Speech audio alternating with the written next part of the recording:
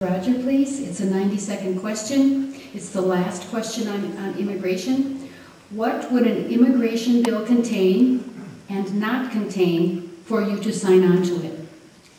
Well, what they do in Washington, and this should be, let's remember this because it's going to happen, hopefully not before we change the control of Congress, but they pass what they call a comprehensive immigration reform. Comprehensive, any immigration bill that has the word comprehensive in front of it, that's code word for amnesty. And it's also language to let you know that it will never get passed.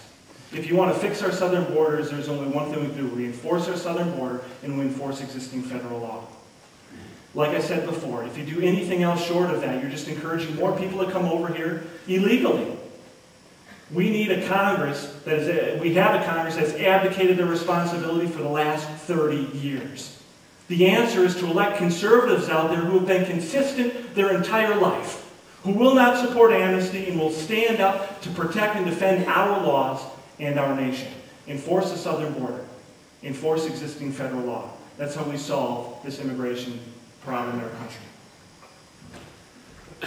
I think the biggest mistakes that Congress has made, and the real tragedy of this, is that we have citizens in Arizona that are dying today because of politics.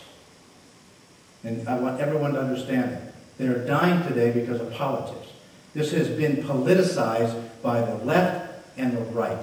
And now Americans are dying. And Arizona, Phoenix, Arizona is the kidnapped capital of the United States. So, all right. If comprehensive, which actually means total, Joe, it means complete. It's a complete bill.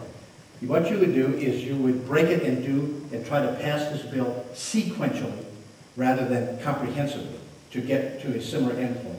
And you start first by securing the border. Let's see if our government can actually prove that they can do that.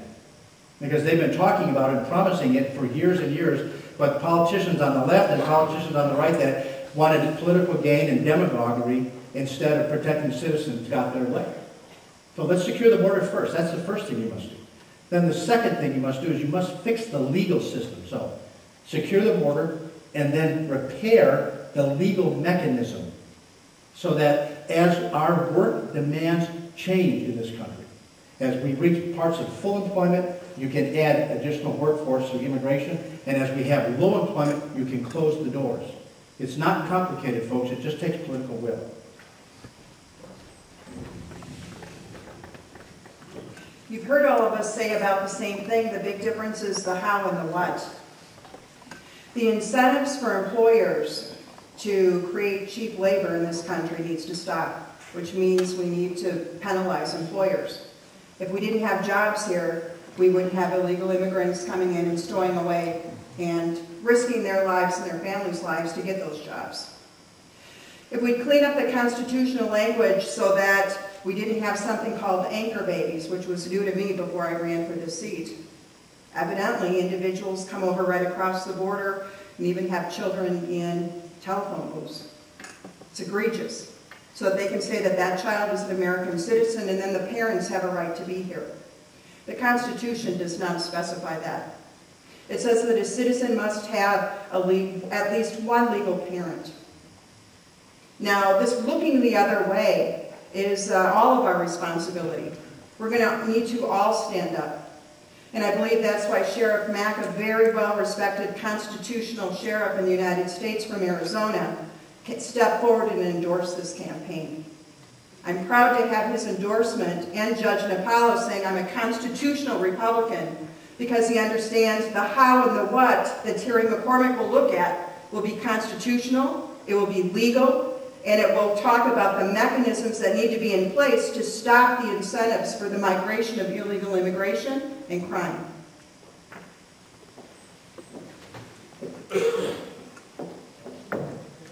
Okay, we're going to start with Reed. And this is about the war question. And the first one is a 30-second question. Is the war in Afghanistan worth fighting? Is the war in Afghanistan... yeah, it is worth fighting. But it's only worth fighting if we're willing to win it. If we're willing to establish rules of engagement, and we're willing to fund those troops and go in there with a strategy designed to win. It's absolutely winnable.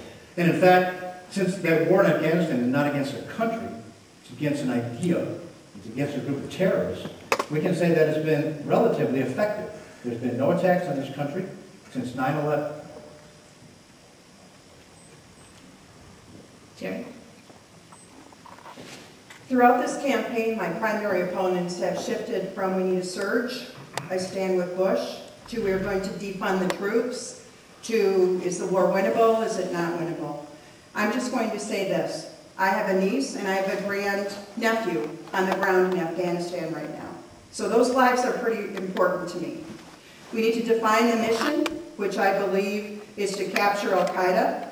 And if we don't define the mission and our objectives and put every means possible to defend our troops, then we don't belong there. I believe right now, with no white papers, no briefings, no congressional reports, that we're doing that. Otherwise, I would be calling for the troops to come home immediately. And of course, we fund the troops to make sure they're safe until they're all home. My position on Afghanistan has been crystal clear and has not changed. I served in Iraq 3 times. Many of the men and women I served with are in Afghanistan right now. And you ask the questions of the war in Afghanistan we're fighting. Absolutely it is.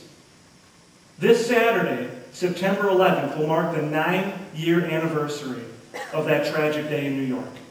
That's why we're in Afghanistan right now.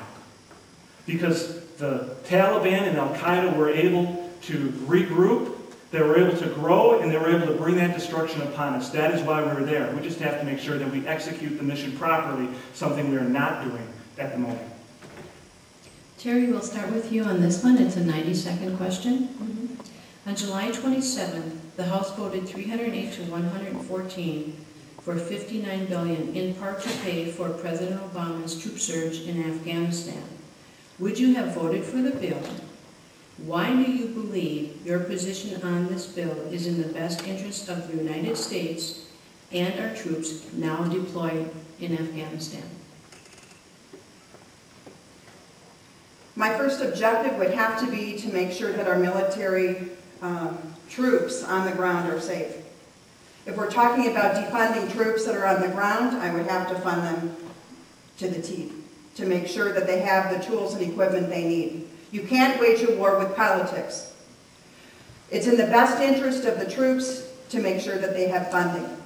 In terms of the surge, again, without briefings, without information and intelligence, I would assume that the surge was put in place in order to help those military personnel on the ground.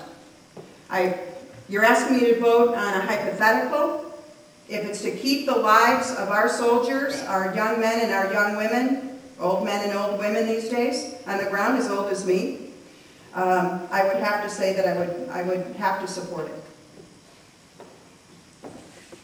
I was called by a reporter probably about a month ago now, and he asked me that very question, would you support the Afghan supplemental? And I told him what I'm going to tell you right now. I could not, in good conscience, vote for the Afghan supplemental, full well knowing that our president isn't fully committed. We don't have a path towards victory. We don't have clearly definable goals. And our men and women are over there dying by this is a 90-second question, I believe, dying by 2s and 3s.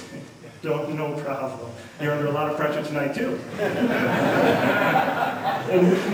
and we've got our men and women right now dying by 2s and 3s, only to be pulled out in 18 months. Now, those who are running against me say, well, I have to vote for this war supplemental. We can't leave our troops out there without bullets, without bandages, without beans. I'm here to tell you I've read that supplemental. That supplemental isn't about supporting the men and women with bullets, beans, and bandages on Afghanistan right now. That supplemental is to implement the president's troop surge. What is that troop surge? The generals on the ground General McChrystal asked for 40,000 troops. The president gave him 25% less than what he wanted. 30,000, plus he put a time limit on it. The people who were running against him said they don't support a time limit, yet they would have supported this troop supplemental that supports this surge that puts our men and women into harm's way. July was the bloodiest month in the war. They continue to die by 2s and 3s. We don't have a path to victory. We don't have clearly definable goals. And as someone who's worn the uniform, as someone who served in the Middle East, I could not, in good conscience, vote for that. I think we have to really be clear in history and we have to be clear on what's trying to get accomplished in Afghanistan. There were almost 3,000 lives lost on September 11, 2001. The terrorists that planned and executed that attack were trained by Al-Qaeda in Afghanistan. We sent our military there to take them head on with trained experts. We have the best fighting force in the world. They attacked us, and they attacked civilians. We attacked them with professional soldiers. The war was taken to them, and we have accomplished